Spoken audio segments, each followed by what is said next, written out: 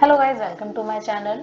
आज हम सीखेंगे हैम इन का यूज, यानी कि वर्ड एक है लेकिन अगर आप इसे याद कर लेते हैं तो आप इसे 3 तरीके से यूज कर सकते हैं। जी हाँ, पहला तरीका है, यानी कि पहला इसका मतलब निकलता है हैम इन का घेरना। ठीक है, यानी कि घेरना या किसी चीज से घिरना। ठीक है, जैसे कि यह शहर चारों तरफ पहाड़ों से घिरा हुआ है, तो हैम इन का यूज करेंगे। दूसरा इसका यूज है किसी चीज की किनारी सिलना, जैसे कि हमें इस साड़ी की किनारी लाल रंग से करनी चाहिए या हमें पर्दों का किनारा सिलना चाहिए, तो दूसरा इसका मतलब है किनारा सिलना।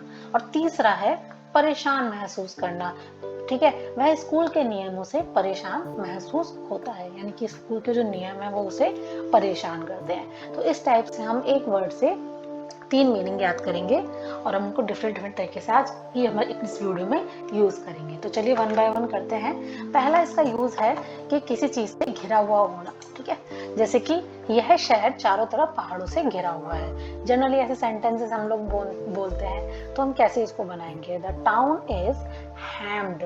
ठीक है, क्योंकि घिरा हुआ है तो यहाँ पर आप बोलेंगे इज हैम्ड।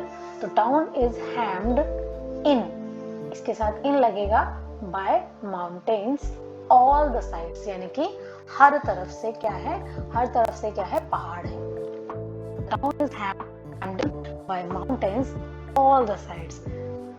जब उन्होंने अदालत से बाहर निकलने की कोशिश की तो पत्रकारों ने उन्हें घेर लिया। जनरली जब हम लोग न्यूज देखते हैं तो इस टाइप के सेंटेंस बोले जाते हैं, तो कैसे बनाएंगे इसको?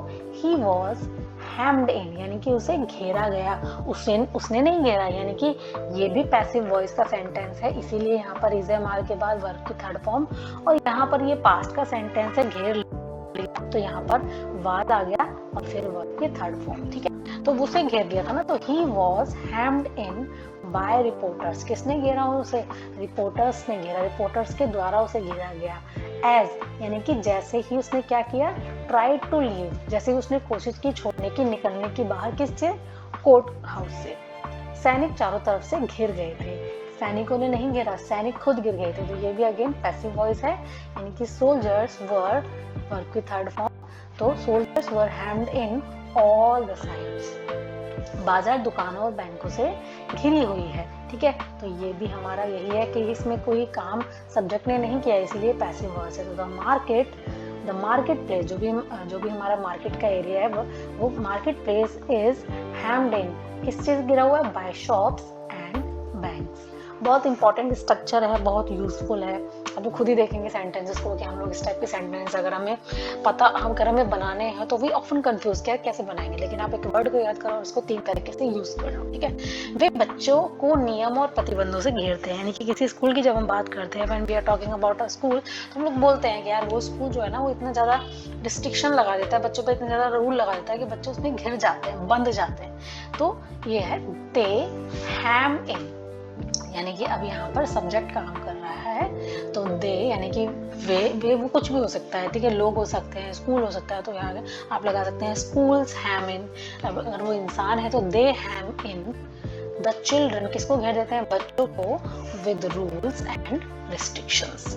नेक्स्ट देखते हैं, उन्होंने सम्मेलन में घिरा हुआ महसूस किया, यानी कि सम्मेलन में ऐसा लगा उन्हें जैसे उन्हें मतलब हिल डुल नहीं पा रहे हैं, अपने आप को बंधा महसूस कर रहे हैं, तो he felt hemmed in by convention. Convention का मतलब होता है सम्मेलन या फिर सभा। ठीक है, तो ये पहला यूज था किसी चीज से घिरा होना। अब दूसरा यूज इसका देखते हैं, किसी चीज की किनारी निकालना, किनारी करना, किनारी सिलना। जैसे लाइक आपने एक पर्दा लिया, एक कपड़ा है, ठीक है, ये पर्दा है और उसमें से आगे धागे निकले रहते हैं। ठीक है, तो हम लोग क्या बोलते हैं कि यार इसके जो किनारे हैं ना, इसको सिलना पड़ेगा सो दैट ये थोड़ा सा नीट एंड क्लीन लगे। तो यहाँ पर यही सेंटेंस है कि पर्दों को किनारे की जरूरत है, मतलब किनारी का मतलब किनारे इसके सिलने की जरूरत है। तो कर्टेन्स नीड टू बी हैम्ड, जरूरत है किस चीज के होने की? सिले हुए होने की, किनारी सिले हुए होने की। The curtains need to be hemmed. ठीक है, अब यहाँ पर देखिए, हमें इस साड़ी की किनारी को लाल रंग से करनी चाहिए, यानी कि किनारी पर जो बॉर्डर है वो रेड कलर का होना चाहिए। तो वी शुड हैम, शुड के बाद वर्ब की फर्स्ट फॉर्म, तो we should hem this sari by using red colour. ठीक है, तो इस टाइप से ये है सेकंड यूज। अब थर्ड यूज देखते हैं, परेशान हो जाना, ठीक है।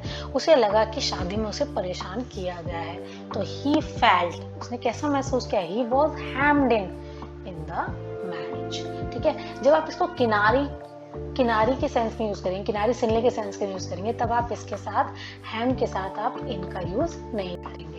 अदरवाइज दोनों में आप जो है परेशान करना और घेरना, इनमें आप इनका यूज करेंगे, प्रीपोजिशन इन यूज होगी, ठीक है।